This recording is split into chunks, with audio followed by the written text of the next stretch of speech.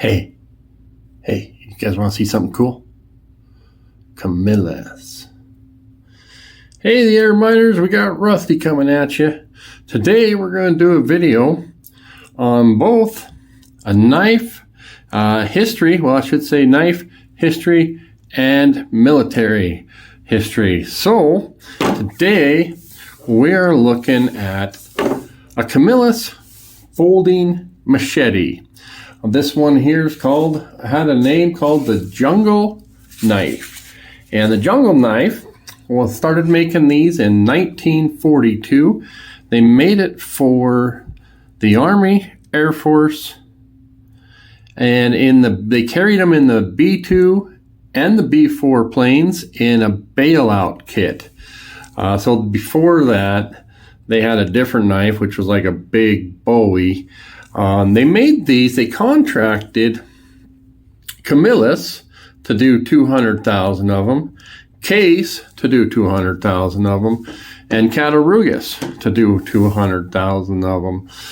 They're a folding machete, so we got a liner lock here, and they have what's known as Bakelite plastic handles, and so that was one of the first plastics, if not the first plastic. They developed it in 1907. Remember, we're making this knife in 1942. But this Bakelite is impervious to chemicals, acids, and almost to temperatures. So I mean everything has a melting point. But once it's formed, it's very high. This is your survival machete. You'll find these, and by the way, this is a co-worker's. She found out I got a knife channel, and she wanted to bring this, and she's actually would sell this thing, and they bring about 125 to 180 is what she's thinking on eBay, and she'd like to get to about the 175 range. It's got the guard, and apparently, it's harder to find the guards, and this one comes off. So it hasn't been touched. Keep in mind, guys, this knife is 80 years old. If it was made in 42 and today's 2022, 80 years old. And I don't expect it to have an edge. It's a machete.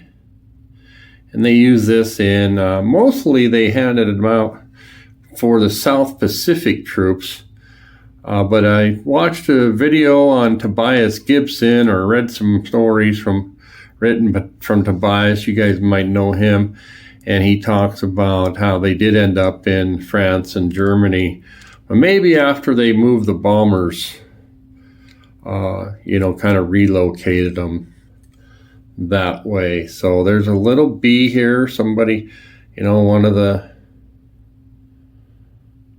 troops brought it home. Other than that, pretty good shape. I'm not going to clean it up. I'm not sure what to do with these historic knives. I'll take a peek at this. I can tell you it's pretty, it takes let me see if I'm pushing that the right way, yeah. Let me get it started here. Yeah, you got to get quite a bit of pull. It's not what you might call, that hasn't been oiled. Or probably opened, and Lord knows when. So it's a folding one, of course, to reduce the size, fit in their bailout kits. And then when they get into the jungle, they chose this blade shape. I mentioned this was the South Pacific, so they're going to, it works really well with sushi and octopus, if you guys are into that. I'm kidding. But because it's military specs, Camillus, Case, and Cattaraugus are all going to be the same. They're built to the same specs, so they're going to be different companies and whatnot. And if I didn't say so, I think they each got a contract for 200,000. And somewhere along the lines I read where like 60,000 of them didn't get made. So, You know, I don't know if 540,000 of these were made or anything like that, but taking a look at the patina on the steel, kind of interesting, you know. I think it would have came from the factory looking this way. Yeah, some, maybe I'm wrong. Let me know what you guys think. So, take a peek at how this guard comes together, but you know, we got more. Oh, I don't know what you'd even call that on there. But ergo-wise, it's pretty good. And it's big. That's a 10-inch blade. And I suppose it's got enough weight to get the job done and not enough to sink you if you bail out of your plane and land in the ocean. I think you can still swim to shore.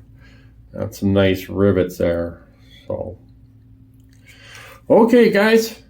Thanks for tuning in. We'll catch up with you later. Bye now.